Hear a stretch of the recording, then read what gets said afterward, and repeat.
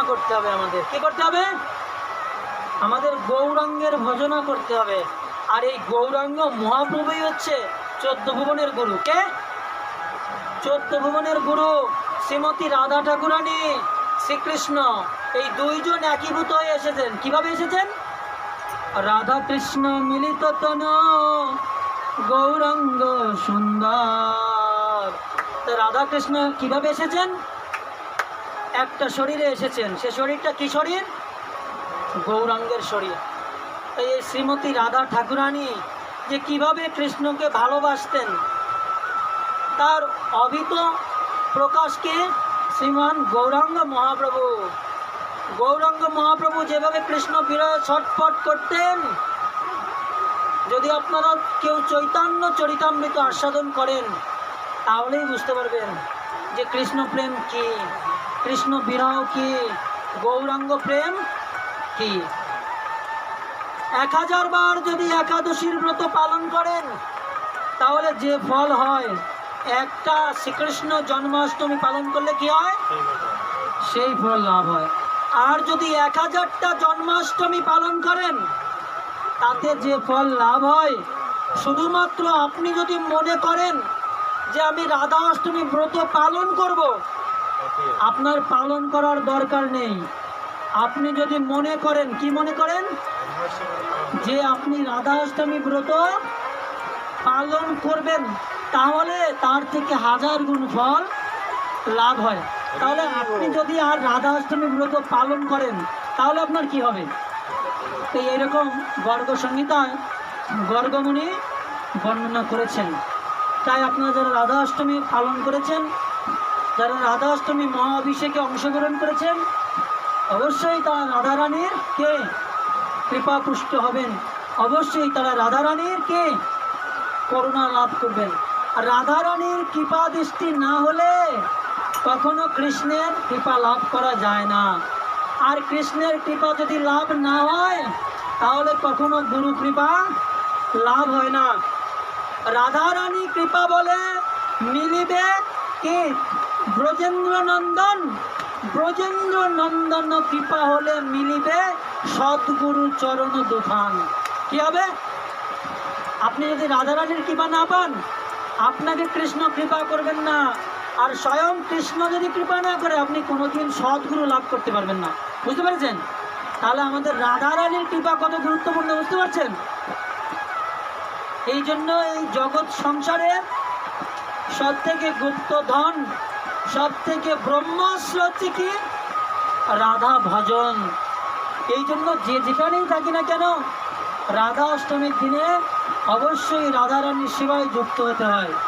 রাধারানীকে প্রসন্ন করতে হয়। কীর্তন, নর্তন, রাধারানীর মহিমা, রাধারানীর প্রসাদ সেবা, রাধারানীর মহা অভিষেকে অংশগ্রহণ।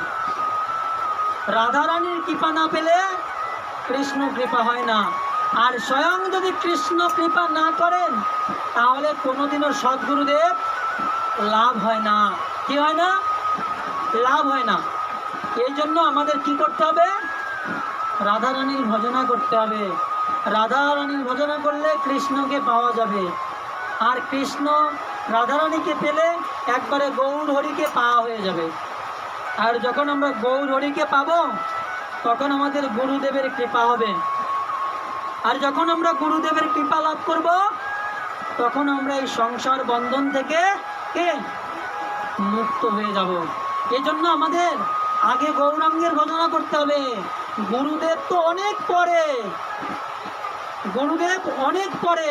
সংসার ভ্রমিতে ভ্রমিতে কোনো ভাগ্যবান জীব গুরু কৃষ্ণ প্রসাদে পায় ভক্তিলতা বীজ। আপনি সংসার ভ্রমণ করতে করতে যখন রাধারানীর কৃপা পাবেন, রাধারানী তখন কৃপা করলে কৃষ্ণ কৃপা করবে। আর যখন কৃষ্ণের প্রসাদ গ্রহণ করা শুরু করবেন তখন সৎ গুরুদেব পেয়ে যাবেন। আর গুরু কৃষ্ণের প্রসাদের ফলে কি পাবেন? সেই সৎ গুরুদেব কৃষ্ণের মাধ্যমে সৎ গুরুদেবের কাছ থেকে ভক্তিলতা বীজ পাবেন। এখন আপনি দীক্ষা পেলেন, বীজ পেয়ে গেলেন, শুধু বীজ পেয়ে গেলেন, বীজ এনে কি করলেন? আলমারিতে রেখে দিলেন। তাহলে বীজ কি হবে?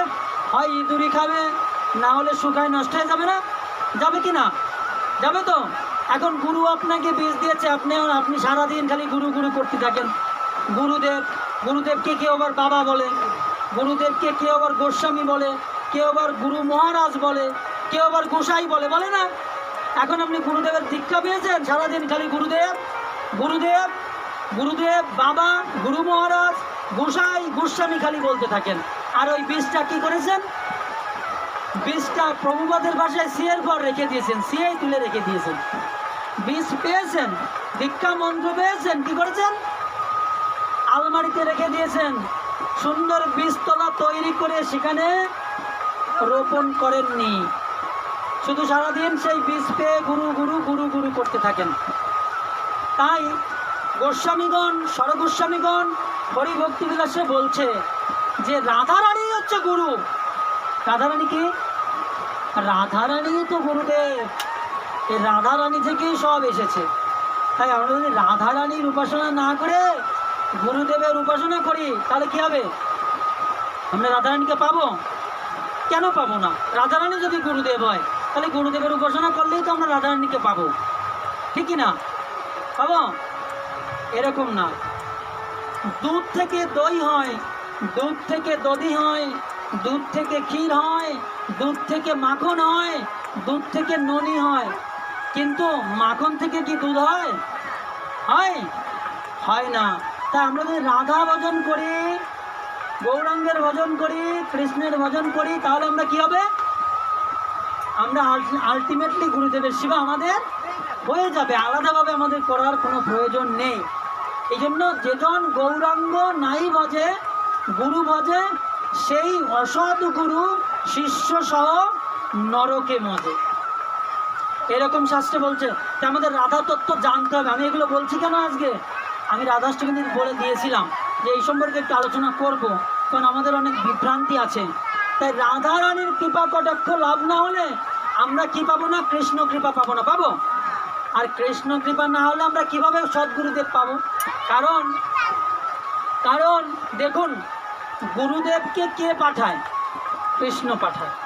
যখন ধ্রুব মহারাজ 5 বছর বয়সে গৃহ ছেড়ে বনে চলে এসেছেন, তার তো কোনো গুরুদেব নেই, কিভাবে সে ভগবানকে পাবে? বনে চলে এসেছে, আমি ভগবানকে চাই, আমি ভগবানকে চাই, কিন্তু ভগবান যে কি রকম দেখতে তাও সে জানে না, কোথায় গেলে ভগবানকে পাবে তাও জানে না। তখন ভগবান কি করলেন? এরকম নিষ্পাপ প্রাণের আকুতি দেখে, কোমল শ্রদ্ধা দেখে নারদ মুনিকে বললেন, হে নারদ, তুমি যাও ওই ছোট্ট বাচ্চাটাকে তোমার আশ্রিত করো, না হলে তো আমাকে অনন্ত কোটি কাল যদি আমার আরাধনা করে আমাকে পাবে না। তুমি যাও, ওকে সঠিক পথ দেখাও।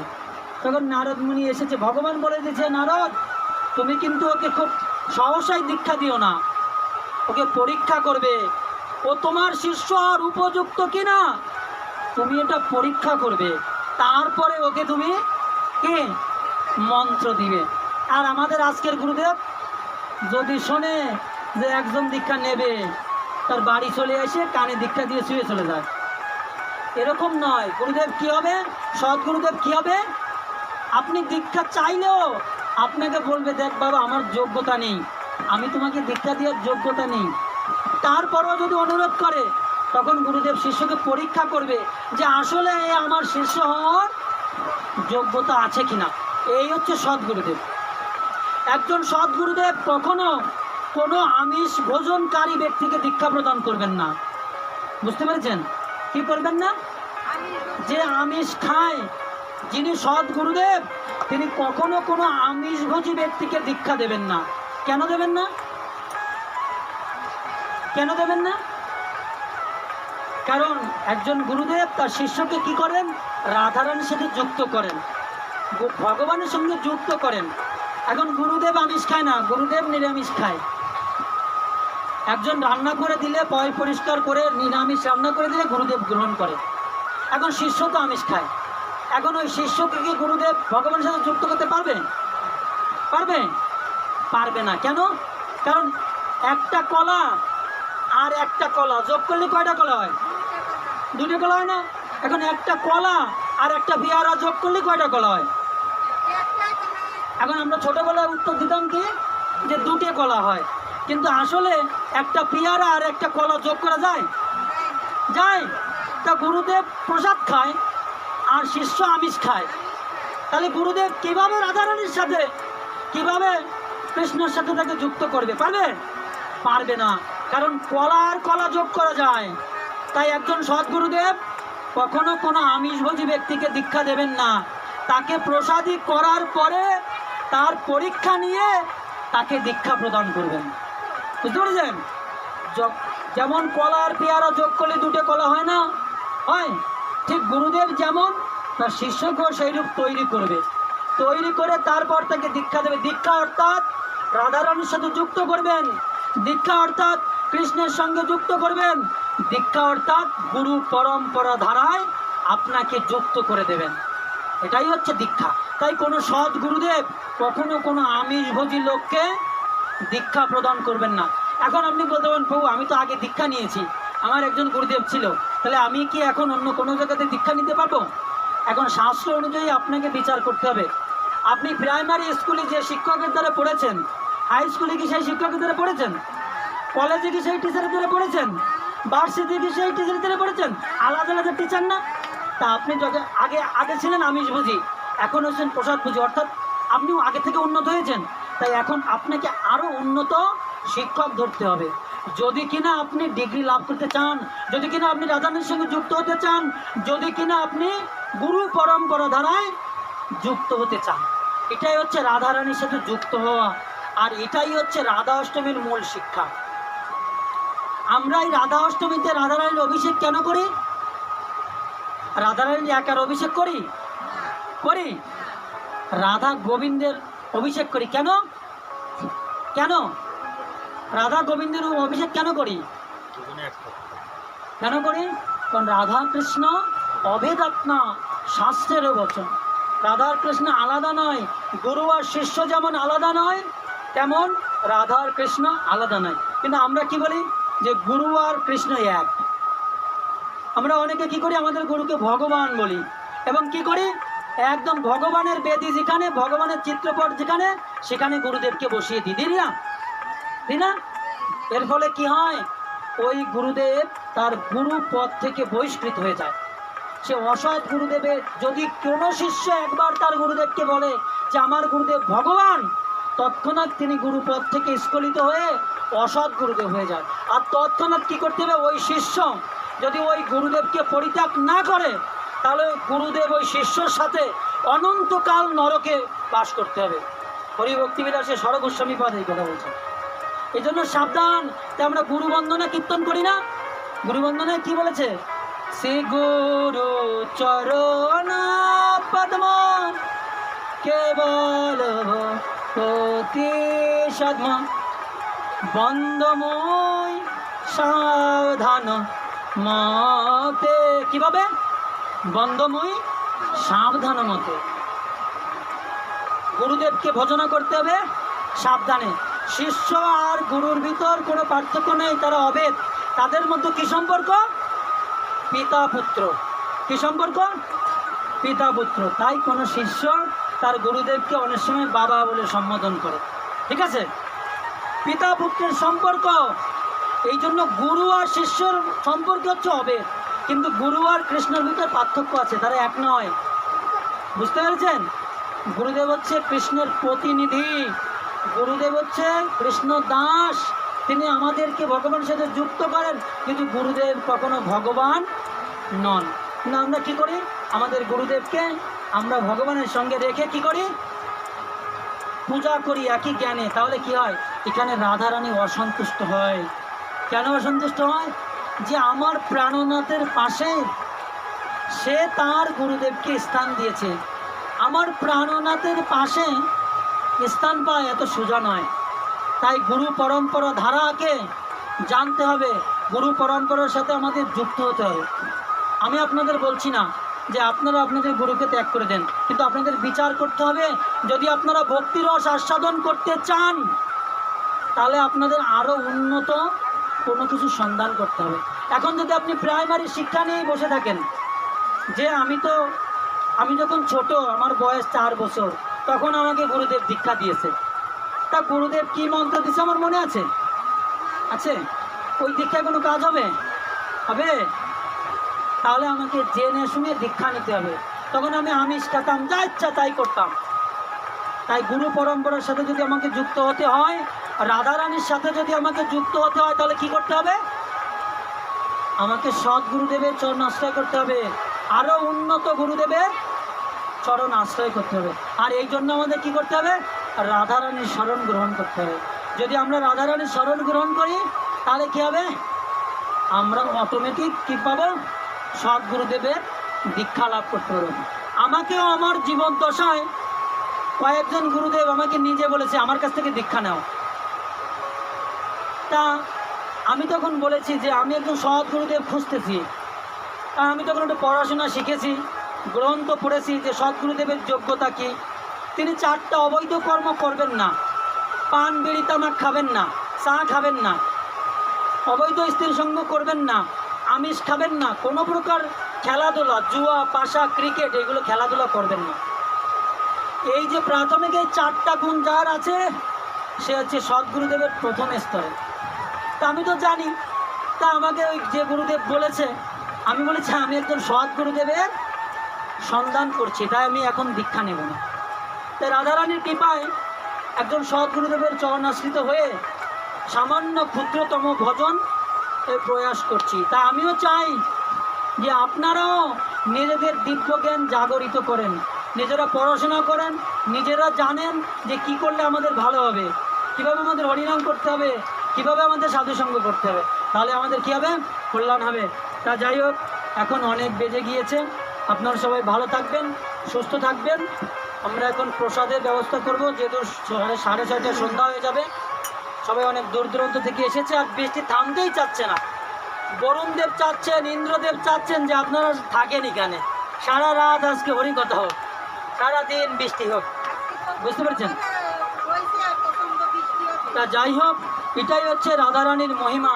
তাই আপনারা সবাই রাধারানীর কৃপা লাভ করুন। কে রাধারানীর কৃপা লাভ করেছে বুঝবেন কিভাবে? যে সদ্গুরুদেব লাভ করেছে, সে রাধারানীর কৃপা লাভ করেছে। তাকে কোনোভাবে কেউ নষ্ট করতে পারবে না। যত বিপদ আসুক, যত বঞ্চনা গঞ্জনা, যত শত্রু আসুক, রাধারানী তাকে কি করবে? রক্ষা করবে। এটাই হচ্ছে রাধারানীর কৃপা। আপনি কিভাবে বুঝবেন যে আপনি রাধারানীর কৃপা পেয়েছেন? আপনি যদি সৎ গুরুদেব লাভ করতে পেরেছেন, তার মানে আপনি রাধারানীর কৃপা পেয়েছেন।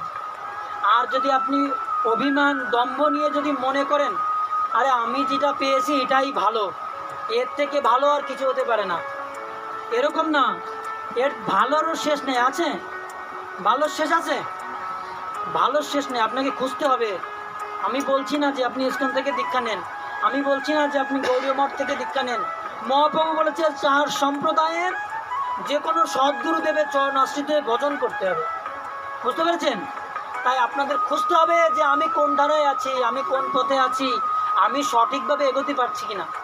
আপনি একটু ভেবে দেখবেন যে আপনি তো গুরু গ্রহণ করেছেন আরও 40 বছর আগে, আপনার ভিতর কী পরিবর্তন হয়েছে, আপনি কি লাভ করেছেন।